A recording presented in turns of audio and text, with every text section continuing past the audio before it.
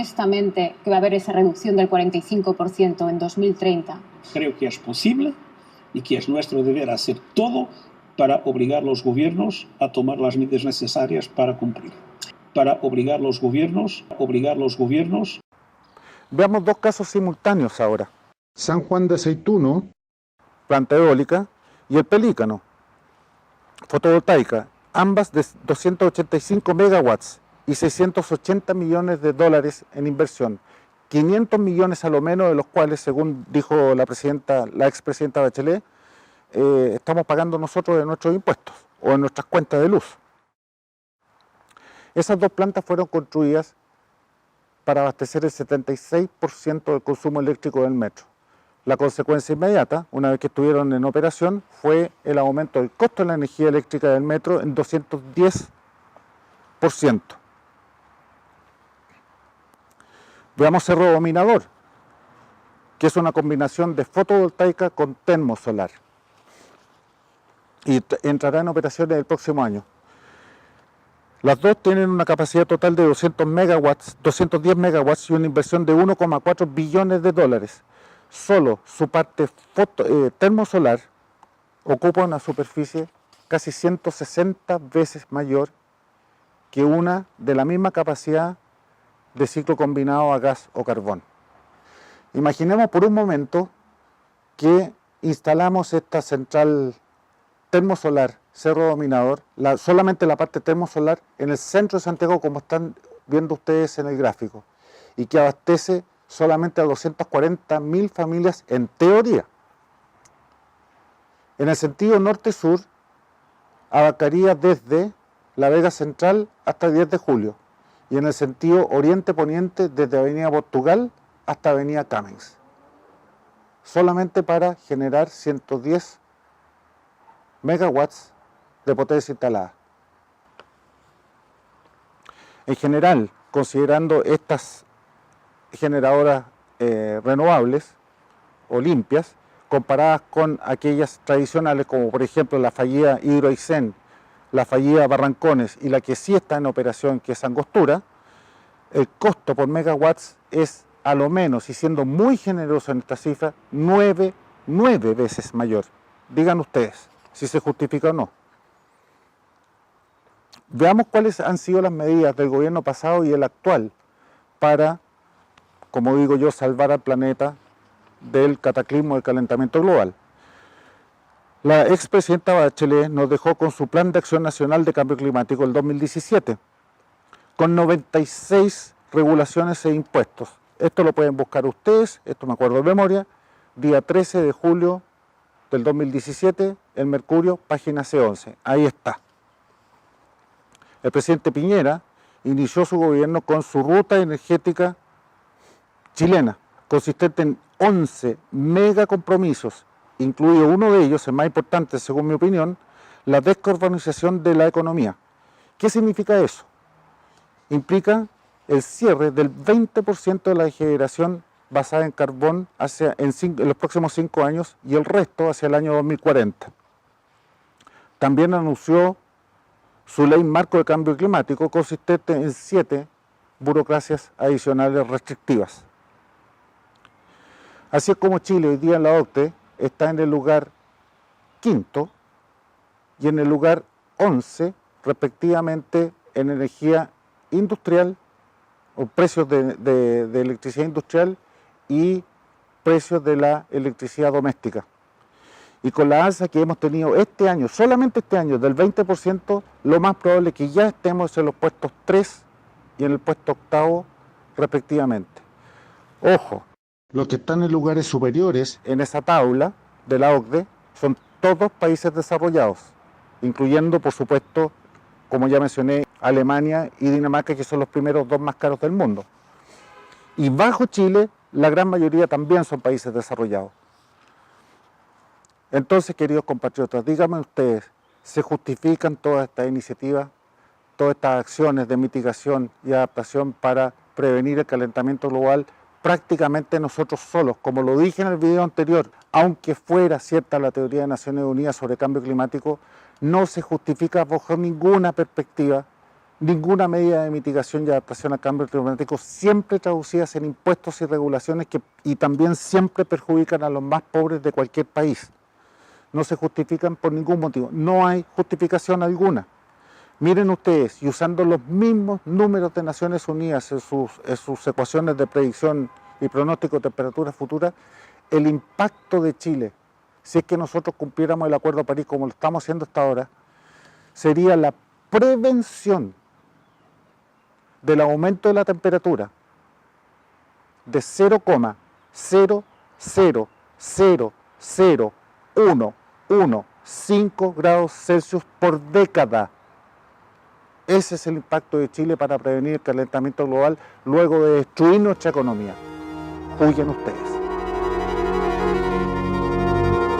Las cosas que trae inherente las medidas de mitigación y adaptación en cualquier parte del mundo es la cesantía, que voy a mostrar un gráfico en este video, que es la mejor correlación que existe a mi gusto del desempleo relacionado y su correlación con el precio de los combustibles desde el año 1974 en Estados Unidos. Véanlo ustedes y vean entonces lo que les puede esperar acá. La creencia popular de que el dióxido de carbono está provocando el cambio climático se opone a una multitud de datos científicos disponibles.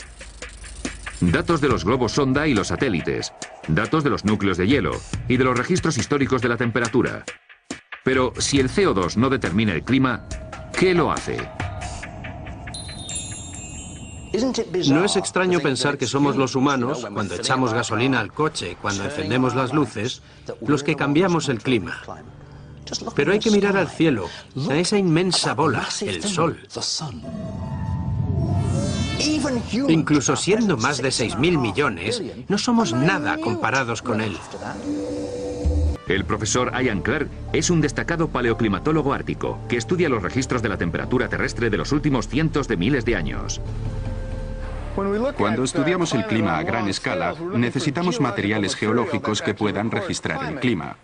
Si tomamos una muestra de hielo, por ejemplo, podemos usar isótopos para reconstruir la temperatura. Pero si liberamos la atmósfera que contiene esa muestra, podemos observar los niveles de CO2.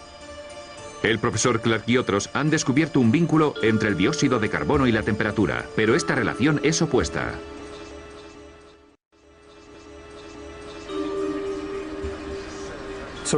Aquí tenemos un registro de las temperaturas en el hielo de Vostok, y la línea roja indica una subida de la temperatura entre un primer momento y un segundo momento en un intervalo clave, en el que salimos de una glaciación. Vemos que la temperatura asciende y después asciende el nivel de CO2. El CO2 va por detrás en ese ascenso, lleva un retraso de 800 años, así que la temperatura determina el CO2 de los 800 años posteriores. Ha habido varias investigaciones de envergadura sobre los núcleos de hielo y todas indican lo mismo. Las temperaturas suben y bajan y al cabo de unos cientos de años el dióxido de carbono las sigue. Así que es obvio que el dióxido de carbono no provoca el calentamiento. De hecho, podemos decir que es el calentamiento el que aumenta los niveles de dióxido de carbono. Claramente, el CO2 no puede estar causando cambios de temperatura porque es un producto de la temperatura, sigue los cambios de la temperatura. El registro de los núcleos de hielo llega hasta el corazón de este problema. Dicen que si el CO2 como gas invernadero aumenta en la atmósfera, la temperatura subirá, pero los registros del hielo indican exactamente lo contrario. Así que está demostrado que el supuesto fundamental, el supuesto más importante de toda la teoría del calentamiento global causado por el hombre, es falso. El cambio climático, el calentamiento global, está demostrado, es en gran parte responsabilidad de la acción del ser humano. Pero los registros del hielo indican exactamente lo contrario. Así que está demostrado que el supuesto fundamental, el supuesto más importante de toda la teoría del calentamiento global causado por el hombre, es falso.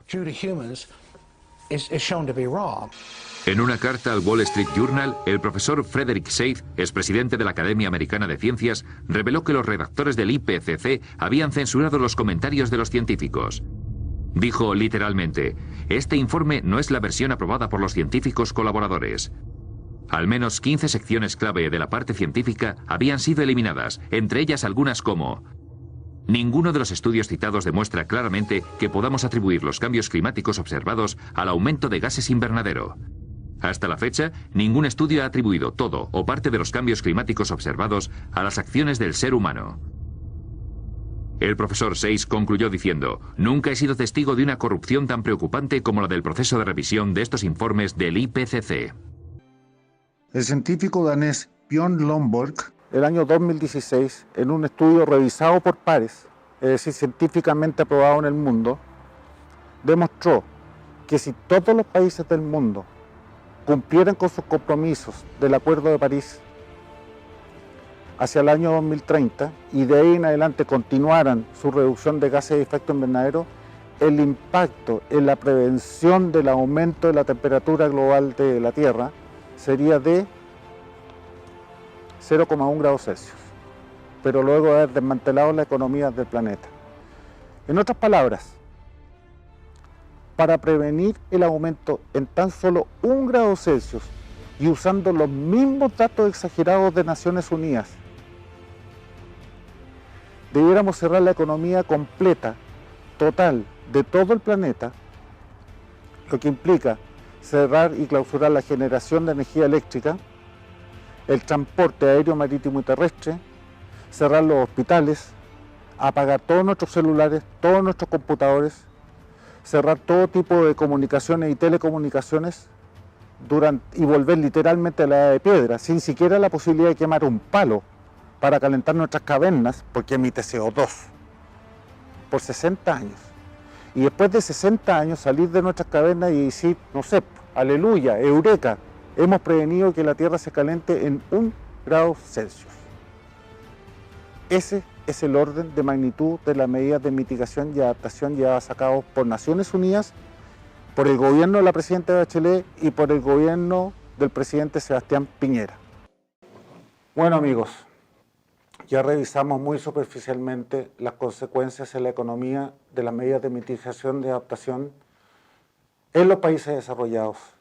En Chile, lo que ya está ocurriendo y lo que se nos viene por delante, que no es para nada auspicioso. Y también en los países más pobres del mundo, que es lo que está pasando hoy día con la humanidad. Entonces, como ya dije anteriormente, aunque fuera cierta la teoría de Naciones Unidas sobre calentamiento global, no tiene ningún sentido para Chile tomar y adoptar ninguna medida de mitigación y adaptación, toda vez que los países que representan más del 60% de las emisiones globales están fuera. Nosotros estamos cargando con el muerto, nos estamos comportando como nadie lo está haciendo en el mundo. Entonces, si alguna vez ustedes quieren pensar de nuevo en la prosperidad de este país, en el crecimiento económico, en el empleo, en el retorno a las inversiones, en su propia estabilidad laboral y en la prosperidad futura de sus hijos y de sus nietos, es tiempo de reaccionar.